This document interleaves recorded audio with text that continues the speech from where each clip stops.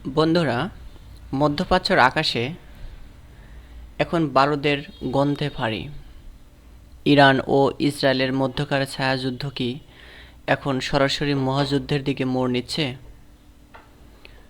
সম্প্রতি ইসরায়েলের অত্যন্ত সুরক্ষিত এবং গুরুত্বপূর্ণ এক শিল্প অঞ্চলে ভয়াবহ বিস্ফোরণের খবর সামনে এসেছে।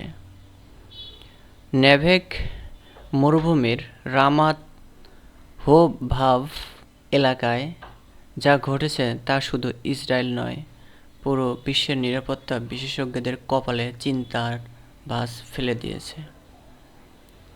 ঘটনার সূত্রপাত গতকাল। বিভিন্ন আন্তর্জাতিক সূত্রের দাবি অনুযায়ী ইসরায়েল সম্প্রতি ইরানের শিল্প অবকাঠামো লক্ষ্য করে যে হামলা চালিয়েছিল তার দাঁতভাঙা জবাব দিতেই এই পাল্টা আঘাত হানা হয়েছে। লক্ষ্যবস্তু ছিল ইসরায়েলের দক্ষিণাঞ্চলীয় নেভেগ মরুভূমির অত্যন্ত স্পর্শকাতর ও কৌশলগত শিল্প অঞ্চল রামাত হোভাভ। রিপোর্ট বলছে, একটি অত্যন্ত নির্ভুল প্রিসিশন গাইডেড মিসাইল বা সূক্ষ্মভাবে লক্ষ্যভেদ করতে সক্ষম ক্ষেপণাস্ত্র সরাসরি আঘাত হানে ওই এলাকার একটি বিশাল রাসায়নিক কারখানায়।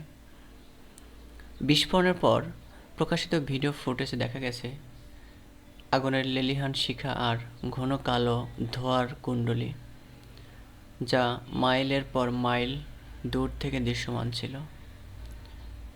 এই ধোঁয়া শুধু আগুনের নয়, বরং এটি ইঙ্গিত দিচ্ছে যে কারখানাটির ভেতরে থাকা রাসায়নিক উপাদানগুলো মারাত্মকভাবে ক্ষতিগ্রস্ত হয়েছে এবং সেখানকার উৎপাদন ব্যবস্থা পুরোপুরি অচল হয়ে পড়েছে।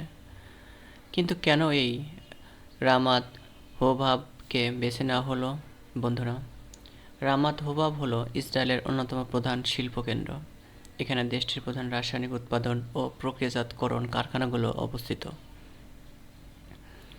এমন একটি সংবেদনশীল স্থাপনায় আঘাত হানা মানে শুধু কিছু দালান ধ্বংস করা নয়, বরং ইসরায়েলের অর্থনীতি এবং অবকাঠামোর ওপর সরাসরি বিশাল চাপ সৃষ্টি করা।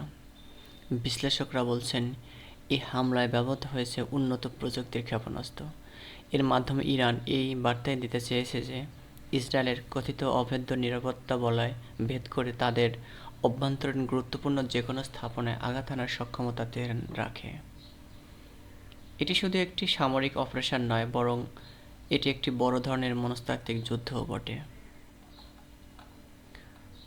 হামলার পরপর ইসরায়েলের জরুরি পরিষেবা এবং নিরাপত্তা বাহিনী পুরো এলাকা ঘিরে ফেলে। দীর্ঘ সময় পরও সেখান থেকে ধোঁয়া বের হতে দেখা গেছে, যা প্রমাণ করে ক্ষয়ক্ষতির পরিমাণ কতটা ব্যাপক। তবে এখনও পর্যন্ত ইসরায়েল কর্তৃপক্ষের পক্ষ থেকে পূর্ণাঙ্গ ক্ষয়ক্ষতির বিবরণ দেওয়া হয়নি। শুধু অর্থনৈতিক ক্ষয়ক্ষতি নয়, রাসায়নিক কারখানায় হামলার ফলে পরিবেশগত বিপর্যয় ও সাধারণ মানুষের স্বাস্থ্য ঝুঁকি নিয়েও চরম উদ্বেগ তৈরি হয়েছে। মধ্যপ্রাচ্যের ক্ষমতার ভারসাম্য কি তবে বদলে যাচ্ছে? এই হামলা কি কেবল একটি প্রতিষেধকমূলক পদক্ষেপ, নাকি বড় কোনো আঞ্চলিক যুদ্ধের অশনি সংকেত? ইরানের এই কঠোর বার্তা ইসরায়েলের নিরাপত্তা ব্যবস্থার ওপর যে বড় প্রশ্নচিহ্ন এঁকে দিয়েছে, তার ফলাফল আগামী দিনে কতটা ভয়াবহ হতে পারে তা নিয়ে জল্পনা তুঙ্গে। প্রিয় দর্শক, আপনাদের কি মনে হয় ইরানের এই সূক্ষ্ম হামলা কি ইসরায়েলকে পিছিয়ে হাঁটতে বাধ্য করবে, নাকি পরিস্থিতি আরও নিয়ন্ত্রণের বাইরে চলে যাবে? আপনার মূল্যবান মতামত আমাদের কমেন্ট বক্সে লিখে জানান।